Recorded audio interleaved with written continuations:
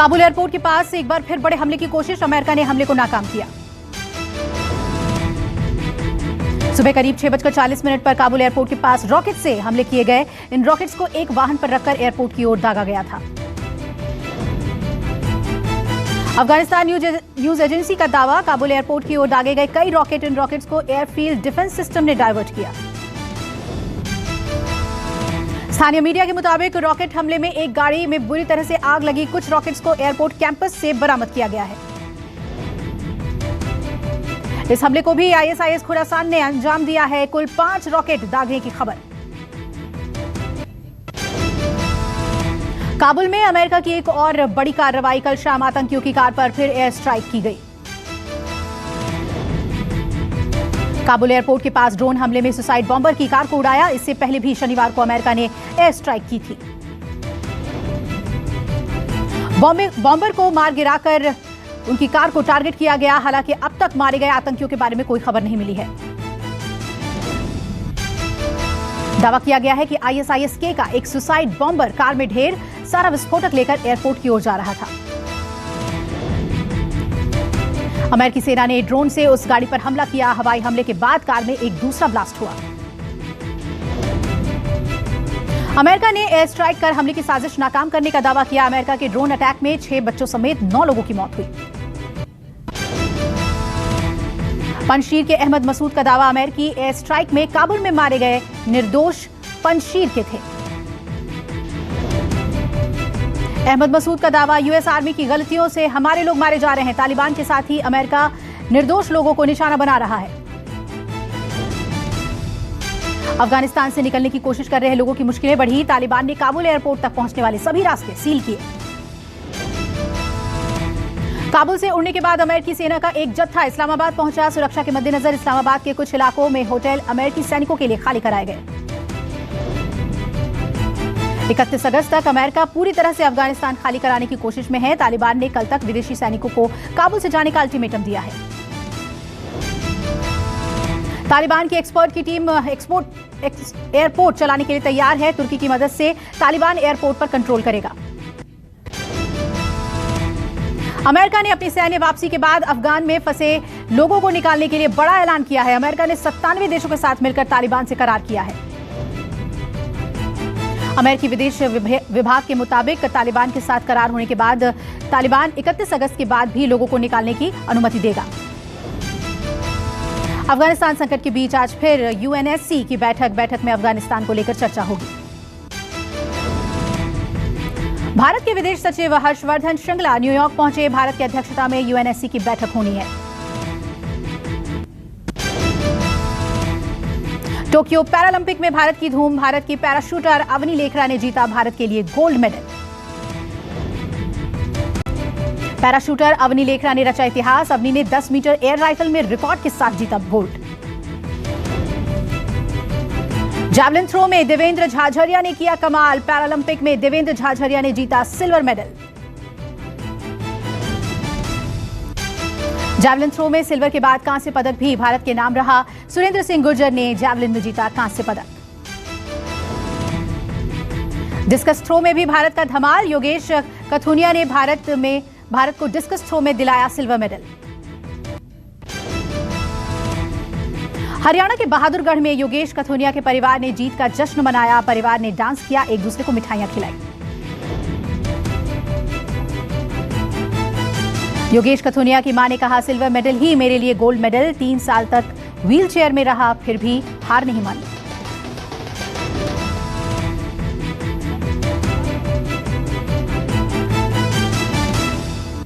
Tokyo में high jump में निषाद कुमार ने देश को सिल्वर मेडल दिलाया। पीएम मोदी ने दी बधाई, कहा निषाद कुमार बेहतरीन एथलीट हैं।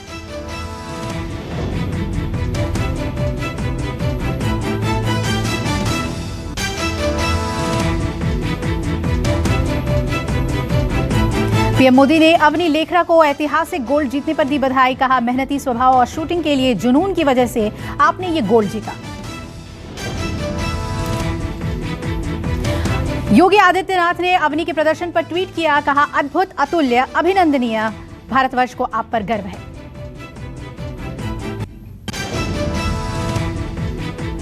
पिथौरागढ़ के धारचूला में बादल फटने से मची तबाही, कई घर हुए जमींदोज, 2 लोगों की मौत।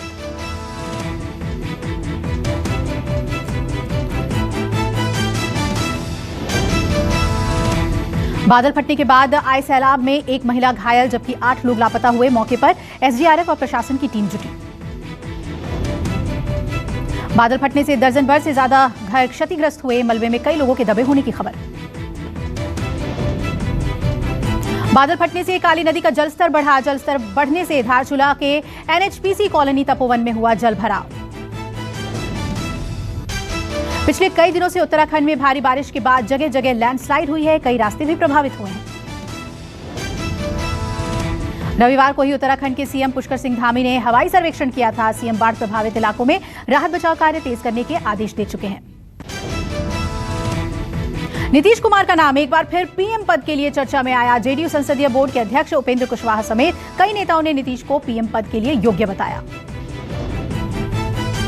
पटना में जेडीयू की राष्ट्रीय परिषद की बैठक में पहली बार प्रस्ताव हुआ पास। नेताओं ने कहा नीतीश पीएम पद के लिए योग्य। पटना में जेडीयू की राष्ट्रीय परिषद की बैठक बुलाई गई। बैठक कुल 8 प्रस्ताव पास किए गए, जिसमें सर्वसम्मति से सभी प्रस्ताव पास हुए। करनाल में आज किसान संगठनों की महापंचायत। बस्ताड़ा टोल पर हुए लाठीचार्ज को लेकर किसान कोई बड़ा फैसला ले सकते हैं। 2 दिन पहले करनाल में प्रदर्शनकारी किसानों पर पुलिस ने लाठीचार्ज किया, जिसके बाद किसानों में काफी रोष है। भारत में कोरोना संक्रमण का कहर फिर बढ़ा। 24 घंटे में आज फिर 40,000 से ज्यादा मामले सामने आए। स्वास्थ्य मंत्रालय के मुताबिक पिछले 24 घंटे में 42,909 नए कोरोना केस सामने आए। 380 कोरोना संक्रमितों की मौत हुई। 24 घंटे में 34,763 लोग कोरोना से ठीक हुए। लगातार कई दिन से नए मरीजों के मुकाबले रिकवरी कम है। केरल में लगातार चौथे दिन कोरोना संक्रमण के 30,000 से ज्यादा मामले सामने आए हैं। हालांकि आज एक दिन में 29,836 नए मरीज आए। कल तक देश भर में 63 करोड़ 43 लाख से ज्यादा कोरोना वैक्सीन की डोजेज दी जा चुकी हैं। एक दिन में 31,14,000 टीके लगाए गए।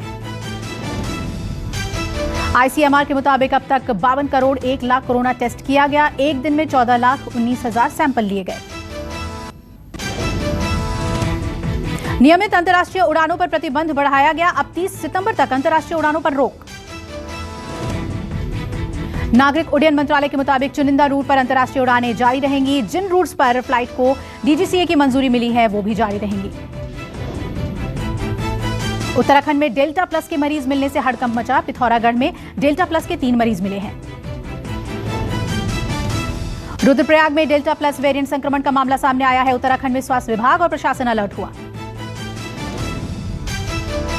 राजस्थान में कोरोना से राहत है। राजस्थान में 33 में से 29 जिलों में नहीं मिला एक भी केस। बिहार में भी कोरोना पर काबू। एक दिन में बिहार में कोरोना के 11 नए केस आए। कृष्ण जन्माष्टमी पर देश भर के मंदिरों में भक्तों की भारी भीड़। इस्कॉन मंदिर में श्रद्धालुओं का तांता लगा। कोरोना काल को देखते हुए इस्कॉन के मंदिरों में भक्तों को एंट्री नहीं दी जा रही है। इस्कॉन मंदिर के बाहर से ही श्रद्धालु दर्शन कर रहे हैं। मथुरा के कृष्ण जन्म स्थान का वीडियो सामने आया। श्रद्धालु दर्शन करने पहुंच रहे हैं। भक्तों को बिना मास्क मंदिर में एंट्री नहीं दी जा रही।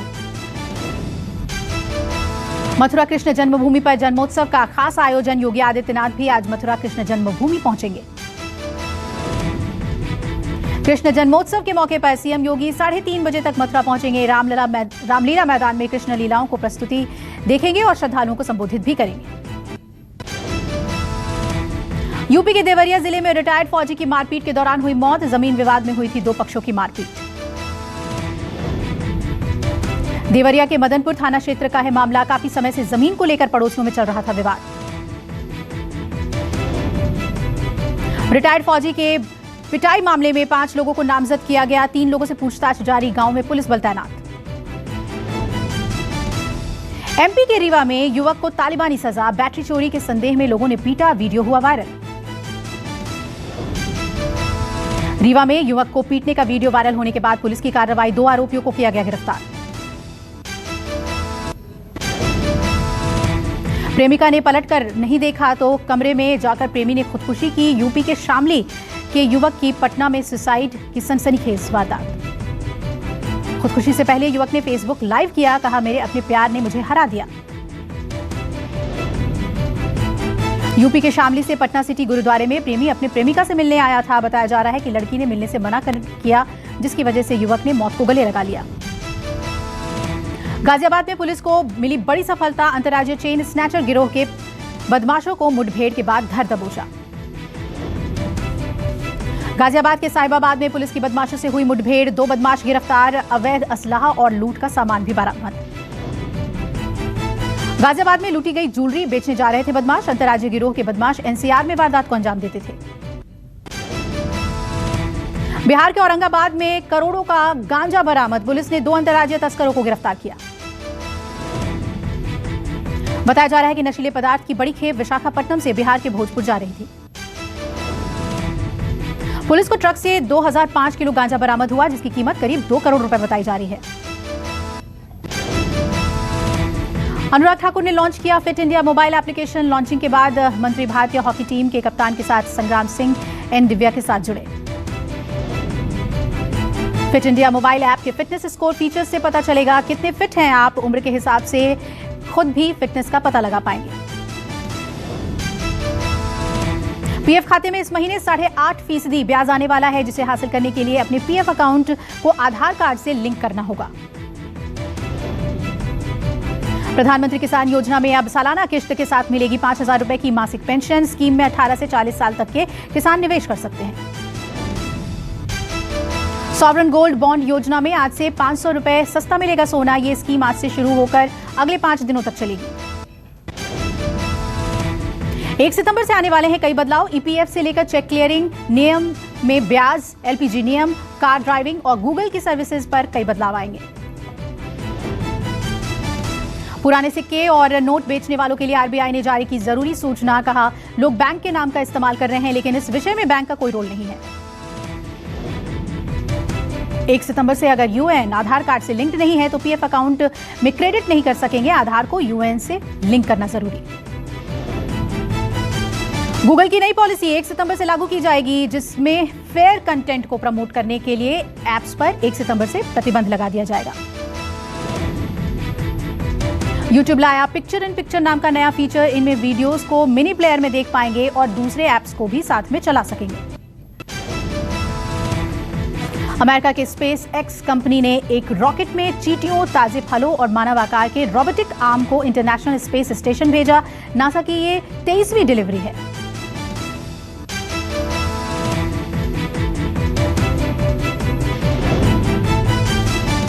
अमेरिका में प्रचंड तूफान में तब्दील हुआ ईडा। ये तूफान 225 किलोमीटर प्रति घंटे की रफ्तार से चल रहा है और राष्ट्रपति जो बाइडेन ने इमरजेंसी लगाने के निर्देश दिए।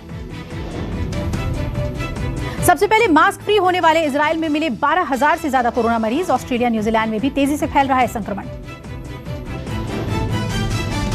अमेरिका में कोरोना को लेकर सावधानी बढ़ी। होटल्स में प्रवेश करने के लिए वैक्सीनेशन करवाना जरूरी। ज्यादा दिन ठहरने पर हर हफ्ते नेगेटिव टेस्ट रिपोर्ट पेश करना होगा।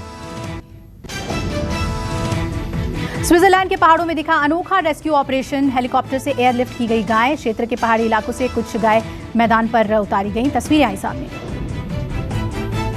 बांग्लादेश में 2 नाव के बीच हुई जोरदार टक्कर, जिसमें 22 लोगों की मौत हो गई। 25 से ज्यादा लोग लापता हैं। जानकारी के मुताबिक नाव पर 100 लोग सवार थे।